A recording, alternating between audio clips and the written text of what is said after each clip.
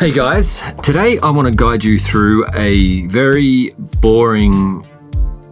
Look, I get it. You're creative, I'm creative too. We go to our shoots, we get these beautiful narratives that we've captured on camera, and then we rush back to the studio all excited. We dump it all on our hard drives and we just start editing. And then the day after, we come back and we realize, wow, we've made an absolute mess of our files and I don't know what's what. I don't know where it is. What did we do? Because we're not as excited anymore and we're just cognitive now. And we hate ourselves for yesterday when we're sitting in today trying to clean up our mess from yesterday. So today I want to guide you through our super boring method of file structures that we create in pre-production so that on the production day, we dump all of our stuff in the same folders every single time, and it just cleans up the post-production process and gets us creating things a lot sooner. Sounds boring if you haven't already clicked away. Are you ready to go? Let's get into it. Okay, so what we do over here on our desktop is that we have the client's name, the production day or the production name, whatever that might be. And then inside this folder is where we place all of our stuff. This is our basic file structure. Now, I'll show you just top-down level. The docs folder, this is mostly pre-production. This is production. This is post-production. That's how we break things up. It's the time frame of the cycle of the production.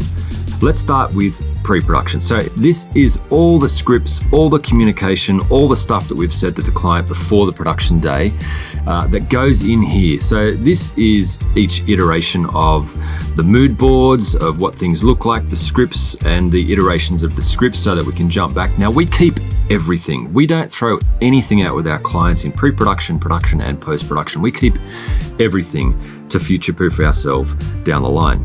Anyway, moving back here. So that's the pre-production stuff. Then it comes to the production day itself. This is where we dump all of our stuff at the end of each production.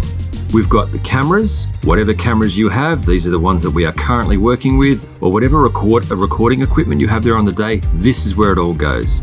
If while you're shooting, you have a run and gun photographer getting behind the scenes B-roll stuff, then you throw all the photos in there. If you've taken photos on your phone or other people in your team have taken photos, get them to send it to you. So you've got this little hive of great little chunky content bits. I shot a video recently about how to communicate with the client in the post-production. You can go and watch that. And this is why we have this folder structure here. So we can have any photos that were taken on the day that we can send over to the client really to hype them up.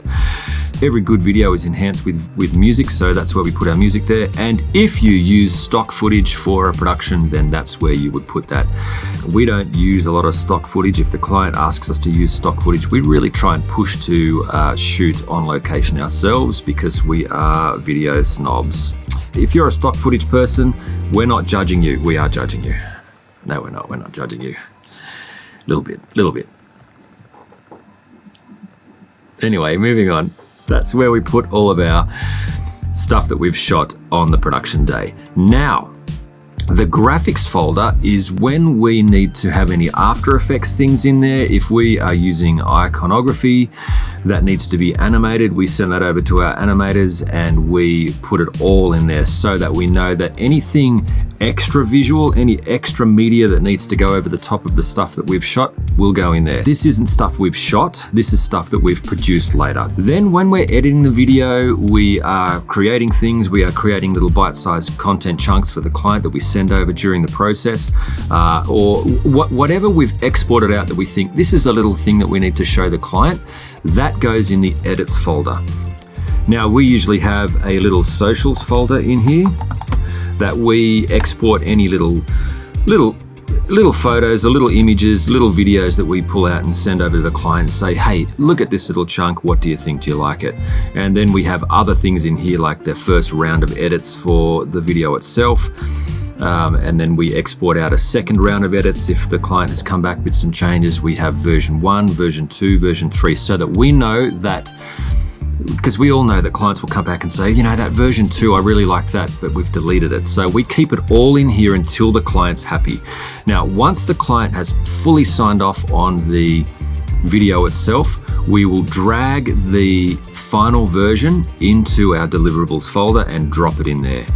Anytime that there is a file in the deliverables folder, that tells me and the team and us in the future that this video is done, the client has signed off. We never, ever put anything in the deliverables folder unless we've got written confirmation from the client that they are happy with what we've produced. Such a boring video, but this is our very basic folder structure when we have a new client. The client's name, the production name, the stuff on the day. Trust me, this is such a laborious task to do this, but it is so good because every single video that we shoot, the post-production is seamless for us because we have developed our folder structure so that we can get ourselves out of trouble because we know our own brains. We know that we get confused. We know that we get excited. If we just nail ourselves down a little bit here, we are being kind to ourselves tomorrow when we come back and drop things in. I hope that was helpful for you. Please future-proof your video production flow in the post-production. Save yourself hours by just doing this very simple thing of building out a folder structure for yourself so that you know that every single time, doesn't matter how messy your desk or your studio is, your desktop is clean every time. Thank me later.